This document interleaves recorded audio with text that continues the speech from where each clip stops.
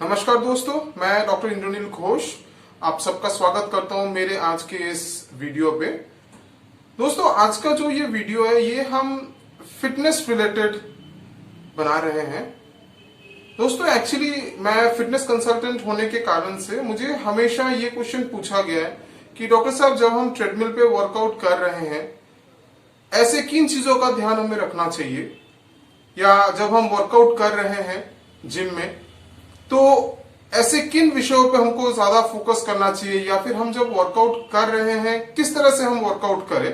तो इन्हीं सब टॉपिक्स, इन्हीं सब डिस्कशंस को लेके आज का ये वीडियो मैं आप सबके सामने प्रेजेंट करने वाला हूं। सो दोस्तों, हम लोग जब भी ट्रेडमिल करते हैं या वर्कआउट करते हैं, चाहे वो घर पे हो, चाहे एक जिम में हो, चाहे एक वर्क स्टेशन पे हो, या अपने अपार्टमेंट के नीचे अगर कोई जिम है वहां पे भी हो, हमेशा एक्सरसाइज करना चाहिए एक सुपरविजन के अंडर पे।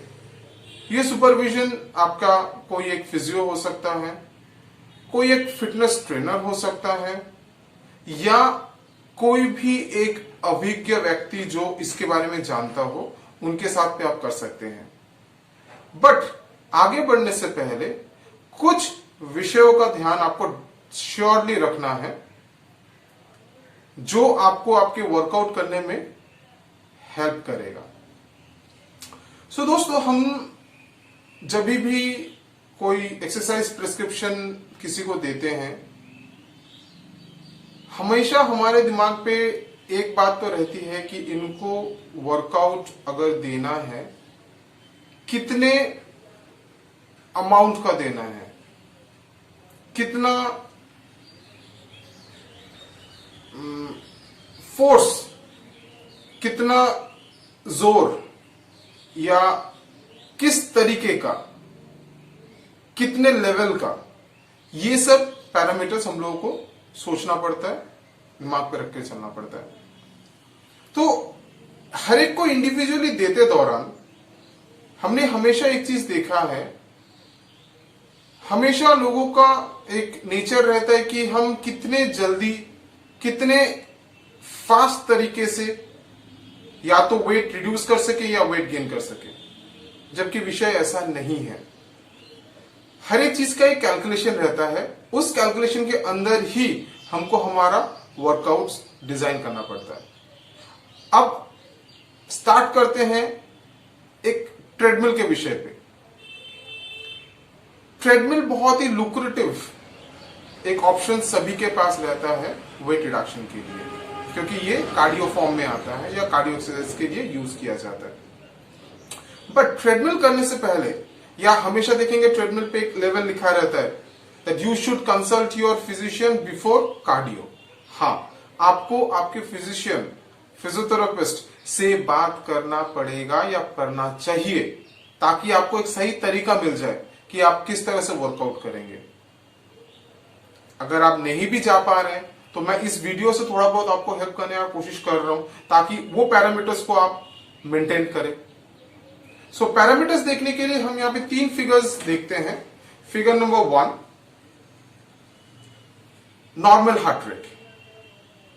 हमारा नॉर्मल हार्ट रेट रहता है between 60 to 100 beats per minute, जो हमारे डेली लिविंग, डेली एक्टिविटीज करने के लिए जो हार्ट रेट हमें नॉर्मल चाहिए।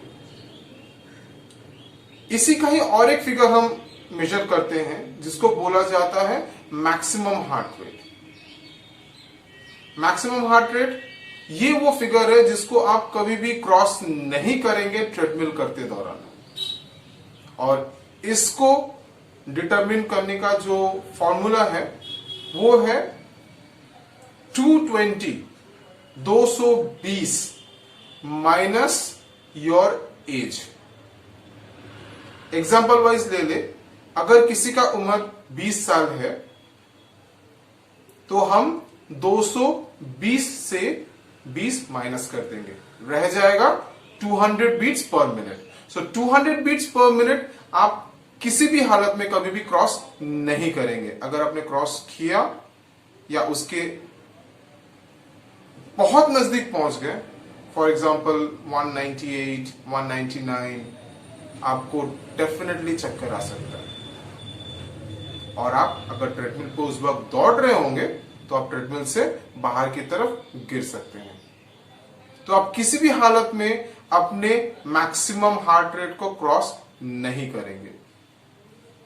तो पहला हो गया नॉर्मल हार्ट रेट, सबसे लास्ट में हो गया मैक्सिमम हार्ट रेट। अब बीच में जो रह जाता है वो होता है टारगेट हार्ट रेट, जिसको हम लोग THR बोलते हैं। हाँ दोस्तों, THR के अंदर ही आपको वर्कआउट करना है। अब THR हम कैसे डिसाइड करते हैं? THR हमारा वर्कआउट करने का जो जोन है, उस जोन में हम कितना एक्सर्शन, कितना एफोर्ट, कितना पावर दे सकते हैं, वो पहले हमको डिसाइड करना होता है। और डिसीजन के बाद हम हमेशा एक फिगर मेंटेन करते हैं, जैसे 50% टू 80%। तो 50% से 80% के बीच में ही आपको रहना है। अब ये 50 से 80% किस चीज का? 50 से 80% of MHR, maximum heart rate का 50 से 80%, यही जोन होगा जहां पे आप वर्कआउट करेंगे। और इसी जोन पे वर्कआउट करने से आपका वर्कआउट एक्चुअली में फंक्शनिंग होगा। नहीं तो जैसे ही आप 50% से नीचे काम करेंगे, आपका वो वार्म अप जोन में आ जाता है। 80% से ऊपर करेंगे, वो एक्सर्शन जोन पे आ जाता है। एक्चुअल आउटपुट के लिए आपको 50% टू 80% के अंदर ही रहना है। अब ये कैलकुलेट कैसे करेंगे कि 50% होने पे कितना होगा या 70% होने पे कितना होगा?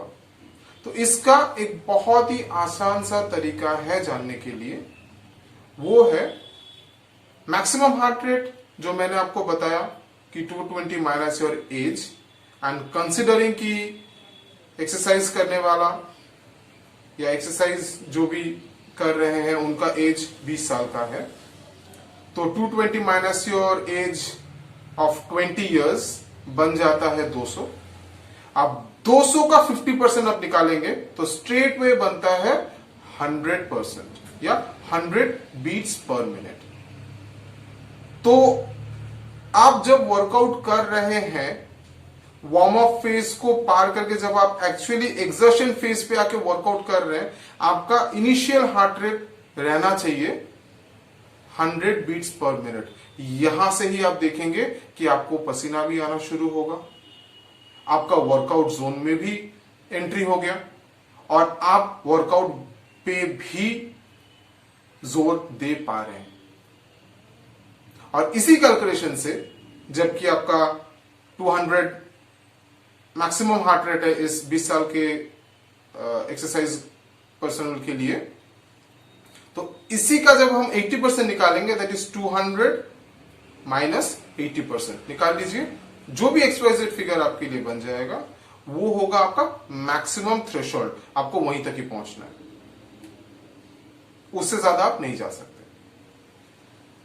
और यह चीज सिर्फ ट्रेडमिल के साथ लागू नहीं है, ये चीज आप फिटनेस इंडस्ट्री के या फिटनेस जोन पे कोई भी इंस्ट्रूमेंट यूज कर रहे हैं, चाहे वो कार्डियो रिलेटेड हो, जनरल फिटनेस रिलेटेड हो, फ्लोर एरोबिक्स हो, रजिस्टर्ड एक्सरसाइजेस हो, पावर लिफ्टिंग हो, कोई भी फॉर्म हो, आपको उस जोन पे ही रह के एक्सरसाइज करना है।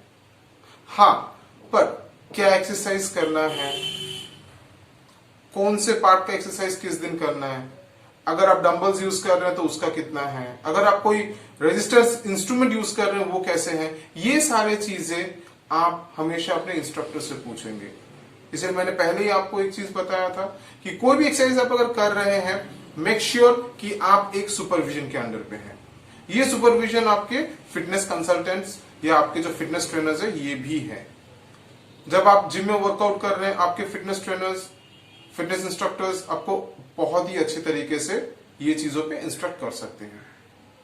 बट हमेशा ध्यान यही रखिएगा, इवन मेरा एक रिक्वेस्ट हर फिटनेस ट्रेनर से भी रहेगा कि किसी भी एक जनरल पॉपुलेशन, जनरल क्लाइंट को जब आप थ्रेशोल्ड पे लेके जा रहे हैं, मेक श्योर कि उनके एमएचआर के 80% से ऊपर आप उनको थ्रेशोल्ड नहीं दे रहे। उसमें से वर्कआउट होने के साथ साथ वो एक्सर्ट भी करेंगे। एक्सर्शन करके कोई भी exercise it's not at all good. आपको अगर एक्सरसाइज करना है, आपके एक्सर्शन लेवल पर रह के ही करना है। उसमें देखिएगा कि आपको डेफिनेटली आपका जो गोल है आइदर वेट गेन का हो या वेट रिडक्शन का हो या वेट मेंटेनेंस का हो, श्योरली आपको हेल्प करेगा। तो दोस्तों, इस वीडियो में मैंने कोशिश थोड़ा बहुत यही रखा कि आप सबके सामने कुछ इंफॉर्मेशन शेयर कर सकूं, ताकि आप अपना वर्कआउट लेवल या वर्कआउट जोन को डिसाइड करते हुए अपने वर्कआउट्स को बढ़ाइए। और हाँ दोस्तों, ये बिल्कुल सही चीज है। एक चीज आपको दिमाग पे रखना भी है कि this is corona time going on, it's an pandemic time going on, and corona के दौरान इम्यूनिटी बूस्ट करना, इम्यूनिटी बूस्टेड अप रहना, it's very very important. And to improve your immunity, a proper diet, proper exercise and a healthy living is mandatory. आपका खान पान, आपका exercise दोनों बहुत ही अच्छा होना चाहिए। आपकी इम्यूनिटी को कंट्रोल नहीं, बढ़ाने के लिए या बढ़ावा रखने के लिए बहुत ही जरूरत है। सो दोस्तों, इसी के साथ मैं इस वीडियो को खत्म करता हूं। सभी को एक हेल्दी लिविंग, सेफ लिविंग के शुभकामना के साथ। Thank you.